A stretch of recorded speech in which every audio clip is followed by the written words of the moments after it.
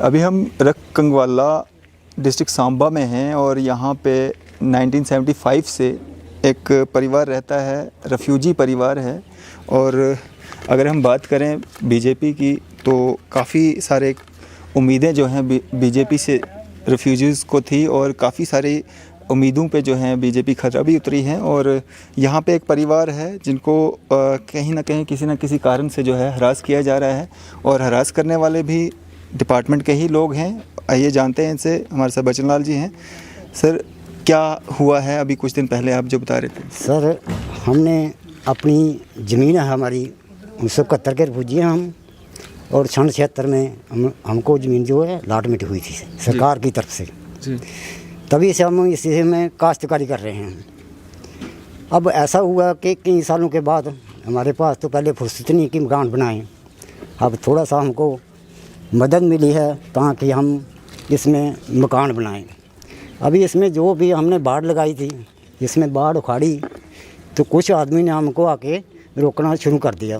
पहले इतने सालों से 76 से तो अभी तक कितना टाइम हो गया कोई बोला नहीं है, लेकिन जब हमने इसको तोड़ा तो ये लोगों ने एक ऐसी पार्टी बनाई और एक जत्था बनाया कि हमारे को डराने और धमकाने की कोशिश करने लगे। उसके बाद ये पुलिस के पास चले गए। पुलिस भी हमारे पास को आती रही, डराती रही। कभी पुलिस में चले गए, एक दिन मेरे को शाम को ले गए थे उठाकर, रात को 11 बजे छोड़ा था उन्होंने। उसके बाद हम पूछते रहे किस कारण बंद करा रहे हो, कौन सा आर्डर है आपके पास बंद कराने का, वो मुझे दो। लेकिन जब मैं ऐसे बोलता था, बोलते हैं कि आप गलत बोलते हो, आप गलत बोलते हो, इसलिए आपको ये तोड़ देंगे, मरोड़ देंगे, सब कर देंगे। अगर ज़्यादा बोलोगे तो आपको मार कुटाई भी होगी। ऐसा करते करते फिर इन्होंने पुलिस के बाद ये तहसीलदार के पास चले गए। तहसीलदार एक दिन आया कि मैं तोड़ दूँगा इसको। मैं बोला तोड़ दो, मेरी ज़मीन में है, अगर तोड़ोगे तो देखा जाएगा। तो उन्होंने आके दूसरे दिन JCP लाई और तोड़ के चले गए। फिर उससे मैं आर्डर मांगता हूँ कि कौन थे आर्डर के तोड़ा है आपने, लेकिन मेरे को कोई आर्डर नहीं देता। कोई तहसीलदार पटवारी के पास भेज देता है, पटवारी तहसीलदार के भेज देता है। तब से मैं भटक रहा हूँ इधर उधर, मेरी कोई सुनाई नहीं है।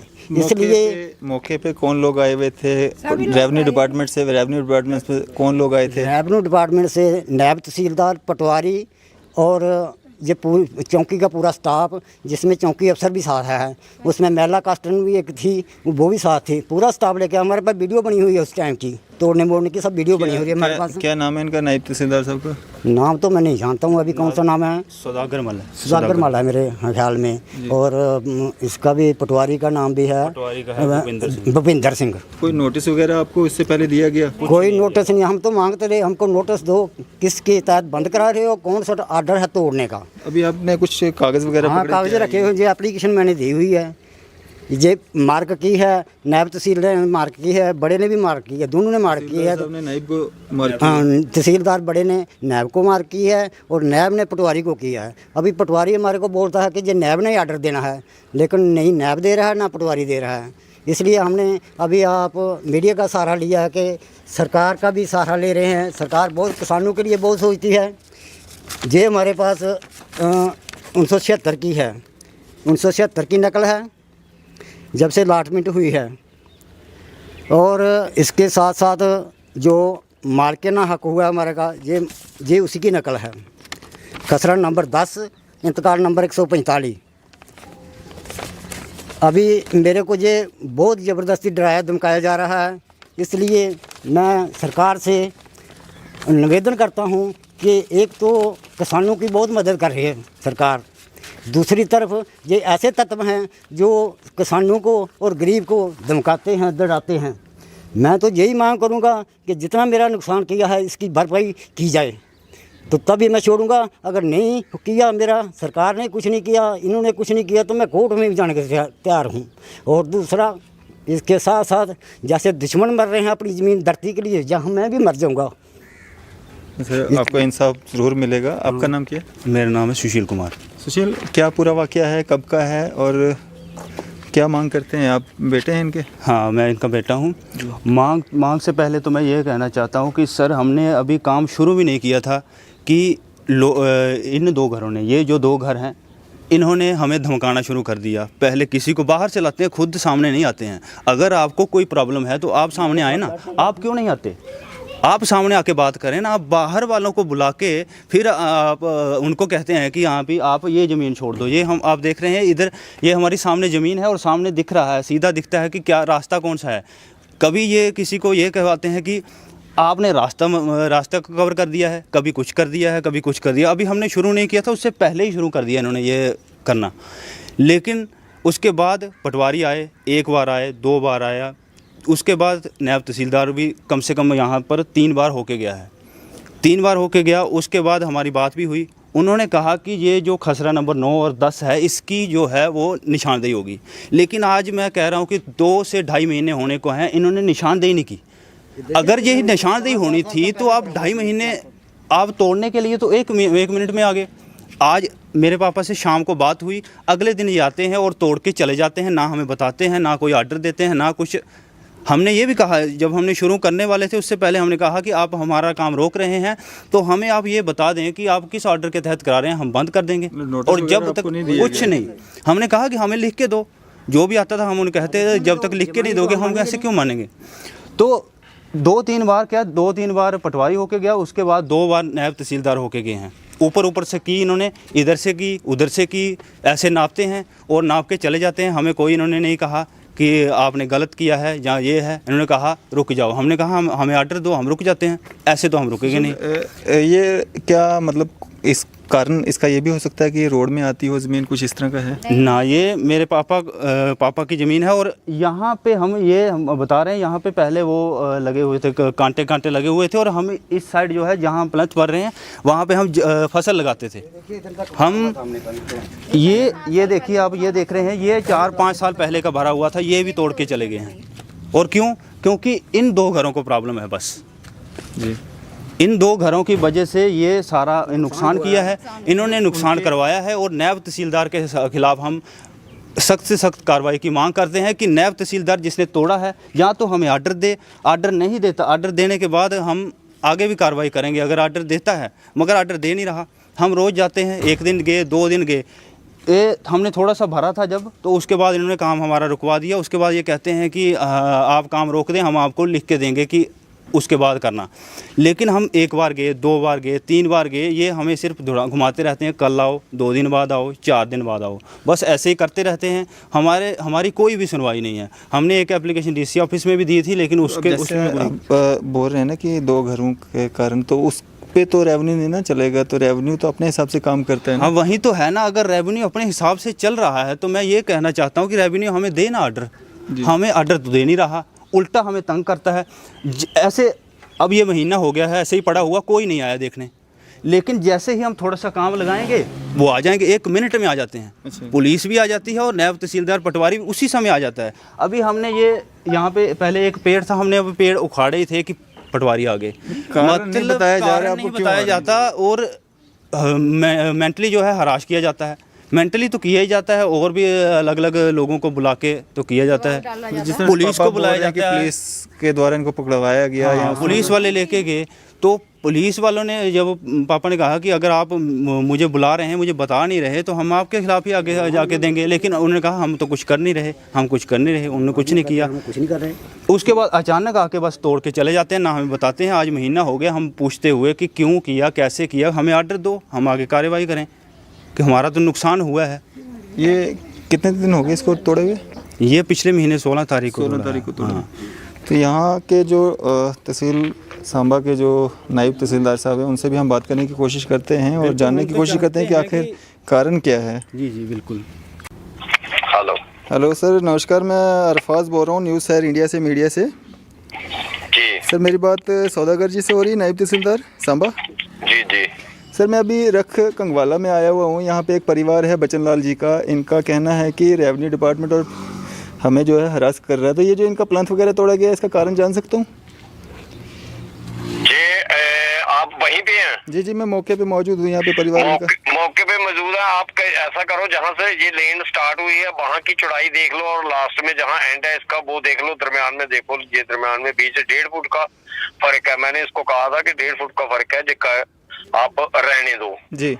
ठीक है, आप फर्स्ट और एंड को देख लो कि गली जो है वो बराबर है, ये क्या बीच में है या नहीं है। जी जी, बस ठीक है। तो सर वो तो रेवेन्यू का काम है, लेकिन कारण ये है कि इनका जगह जो है रोड में आ रही है, इस वजह से इनको हटाया जा रहा है। नहीं सर, मेन गली है जे रिफ्यूजी बस्ती है, जब इनको सेटल किया गया तब की गली है जे, उस वक्त की बनी है, इनका नक्शा वगैरह होगा, मैप वगैरह।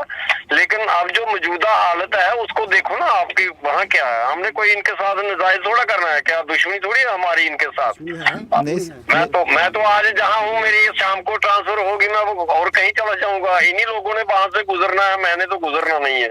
बाकी इनके साथ जो गलत है वो नहीं हो रहा है। इनको पता नहीं अब इनके मन में या दिल में क्या है क्या नहीं है। जी। लेकिन ऐसी बात नहीं, बेइंसाफी नहीं होगी। तो सौदागर सर कितना जो जगह है इनकी रोड में आ रही है? किसकी? वो ये हार्डली वो 1.5 फुट चौड़ी है और लंबी होगी 70-80 फुट, इतनी है। अब मैंने मैप तो की है, लेकिन अब घर में हूँ, मुझे याद नहीं है, फाइल में है सब। जी। मतलब 1.5 फुट इनका जो है ये रोड वाली साइड आ रहा है। हाँ। जी। मतलब अगर 1.5 फुट ये अंदर चले जाएं तो इनको कोई दिक्कत नहीं है? नहीं, कोई नहीं है। अगर इनका 1.5 फुट अगर अपनी से भी छोड़ेंगे तो इनका ही मोटरसाइकिल वहाँ खड़ा होगा। जब कहीं अंदर किसी ने जाना होगा, कोई गेस्ट आएगा, इन्हीं को बेनिफिट है। बिल्कुल। ठीक है ना? चलें, शुक्रिया सर हमारे साथ बातचीत करने के लिए। ठीक है सर, थैंक यू। तो ये थे हमारे साथ नायब तहसीलदार सौदागर जी, जो कि सांबा के नायब तहसीलदार हैं। सुशील जी, अब जैसा कि तहसीलदार साहब ने कहा कि 1.5 फुट जगह जो है आपकी रोड में आ रही है, तो क्या कहेंगे? ठीक है, मैं 1.5 फुट कह रहा हूँ। वो आगे भी तो मकान बना हुआ है और 20 साल पहले का बना हुआ है। वो तब रोड में नहीं था, तब इनको नहीं दिखा रोड में। जब आपका जब हटेगा फिर तो उनका भी हटना चाहिए। हाँ, तो हटना चाहिए ना, तभी तो पता चलेगा ना हमें। उनका भी हटाएं, फिर बताएं, हमें आर्डर दें ना, उनको भी आर्डर दें, हमें भी आर्डर दें, ताकि इंसाफ हो ना। हम यही तो चाहते हैं। आर्डर क्यों नहीं दे रहे हैं? भला जेड़े प्लाट ना इन नापे जान, जे साड़ी सड़क आंदी इधर खेत आऊगा असें देगे, जे इंदे आंदे ना इंदे टाण जेड़ी साड़ा नसाब कर। असें जिदन मैं पहला आया ना बड़ा चौंकी उसर आया, उसी भी मैं इयै गल आखी, मैं साहब जे तुम आयो तो साड़ा नसाब करो। उन्हें नहीं कीता, उन्हें सानू धमकाया, सानू आदा तुसीं चुप करियै बेही जाओ, तुस चुप करियै बेही जाओ।